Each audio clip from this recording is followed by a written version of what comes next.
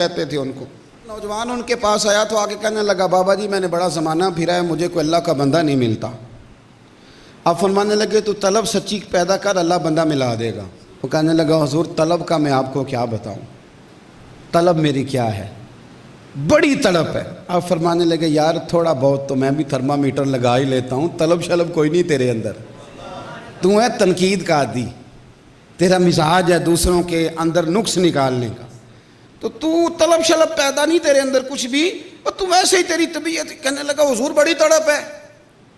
اب اللہ کا بندہ کہہ رہا ہے نہیں, لیکن سامنے والا اڑ گیا. کہنے لگا جی نہیں ہے. اب جو اڑ جائے اس کا علاج, اللہ والے تھے نا, انہوں نے کہا چلو ٹھیک ہے بیٹے رات رہو, سویرے بات کریں گے.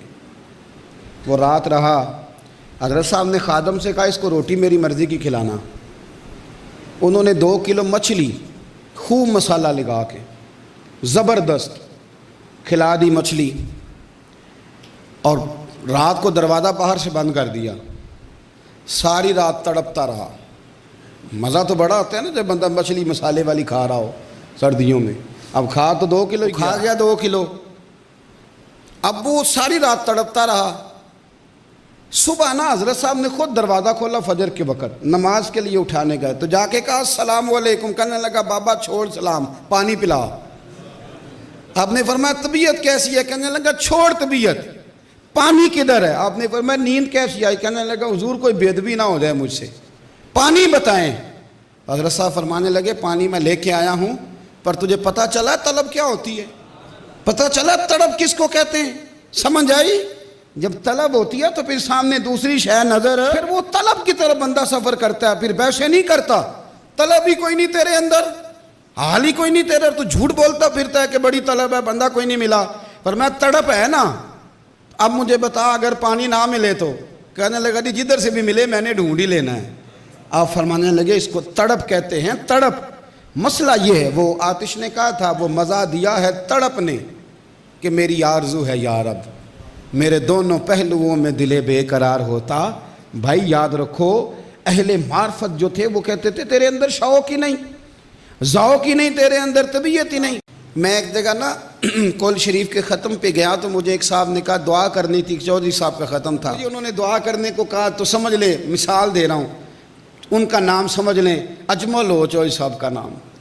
تو مجھے انہوں نے کہا یہ دعا کر دے. میں نے کہا یا اللہ مرحوم اجمل صاحب کی بخشش کر دے. اور میں نے بعد کہتے تو چودھری نہیں آکھیا. میں کہا دی قبر تے لکھاؤ تو جے چودھری آکھیاں بچتا ہے نا تو میں 5 دفعہ کہہ دینا. اب یہ جو بیماری ہے نا اندر یہ جاتی نہیں. اور یہ صرف چودھری کا مسئلہ نہیں, پیر صاحب کا بھی مسئلہ ہے. ان کو خالی کو کہہ دینا اجمل صاحب بول رہے ہیں تو ناراض ہو جاتے ہیں, کہتے ہیں ایڈا تگڑا پیراں تے نے مینوں پیر ہی نہیں آکھیا, نیرا اجمل صاحب کہہ دیے. ایک صاحب نے ٹیلی فون کیا جناب آپ کا اشتہار پہ نام کیا لکھنا ہے؟ میں نے کہا محمد اجمل رضا قادری میرا نام ہے.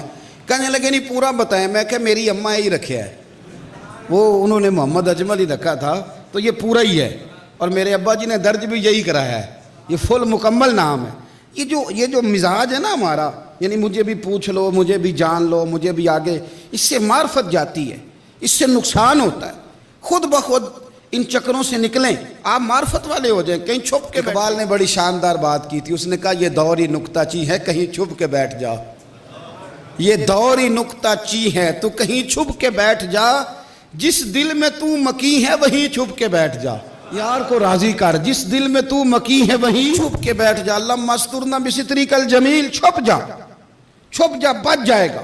تو میرے عزیز اہل معرفت جو لوگ تھے ان کا مزاج, اور اہل معرفت لوگ تھے نا وہ اشارے سمجھتے تھے, کنائے سمجھتے تھے, باتوں کو جانتے تھے. انہیں پتہ تھا نبی کریم علیہ وآلہ وسلم کے جو صحابہ تھے نا وہ بڑے باریک لوگ تھے, معرفت والے لوگ تھے. حضرت عمر فاروق رضی اللہ تعالیٰ عنہ کے پاس ایک شخص آیا تو اس نے آ کے کہا حضرت عمر کو, اس نے کہا جی میرا جو آقا ہے نا وہ مجھ سے بڑے کام کراتا ہے, میں چکیاں بناتا ہوں, وہ پیسے بڑے لیتا ہے. اس دور میں غلام خریدے جاتے تھے, وہ جو مزدوری کرتے تھے تو ان کا جو آقا ہوتا تھا وہ اس میں سے حصہ لیتا تھا. تو آپ فرمانے لگے کتنی چکیاں بنا لیتے؟ اس نے بتایا تو آپ فرمانے لگے پھر تو زیادہ پیسے نہیں لیتا وہ تجھ سے. وہ شخص جاتی دفعہ کہنے لگا میں آپ کے لیے بھی پھر ایک شاندار چکی بناؤں گا.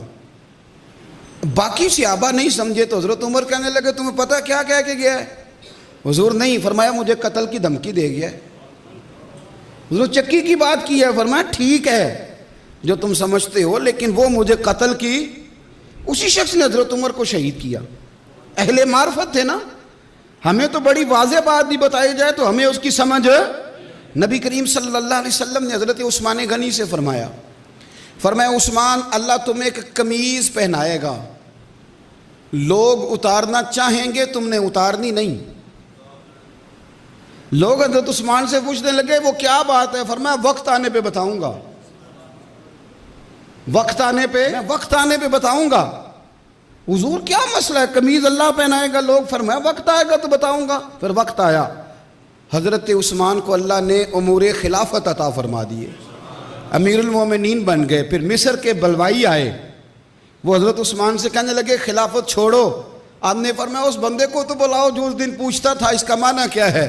فرمایا معنی یہ ہے کہ رب نے مجھے امارت عطا فرمائی ہے، یہ مجھ سے لینا چاہتے ہیں پر میں انہیں دوں گا، اس لیے کہ حضور نے فرمایا اللہ قمیض پہنائے گا، لوگ اتارنا چاہیں گے، اتارنی۔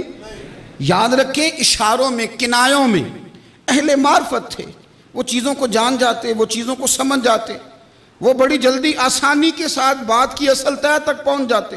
ہمارا چونکہ مزاج نہیں ہوتا تو اللہ رسول کا واضح حکم بھی ماننے کو تیار ہے، سود حرام ہے نا، واضح حکم ہے نا، تو لوگ گنجائشیں نکالتے پھرتے ہیں کہ نہیں، دلیلیں دیتے ہیں کہ نہیں۔ کوئی کان ادھر سے آ کے پکڑتا ہے تو کوئی کان ادھر سے آ کے پڑتا ہے، کہتے ہیں نہیں انہوں نے مجھے بتایا سود نہیں ہے، یہ تو نفع ہے۔ وہ بینک والا مجھے 2-3 فتوے بھی دکھا کے گیا ہے۔ اب چونکہ پروگرام نہیں ہے نا واضح حکم پہ عمل کرنے کا، اب لوگ گنجائشیں نکال۔ اہل معرفت کبھی اس طرف سفر کرتے، وہ سمجھ جاتے تھے بات کو، اور وہ اشارتاً کنایتاً کی ہوئی بات سے بھی انہیں بڑے مفاہیم مل جاتے تھے۔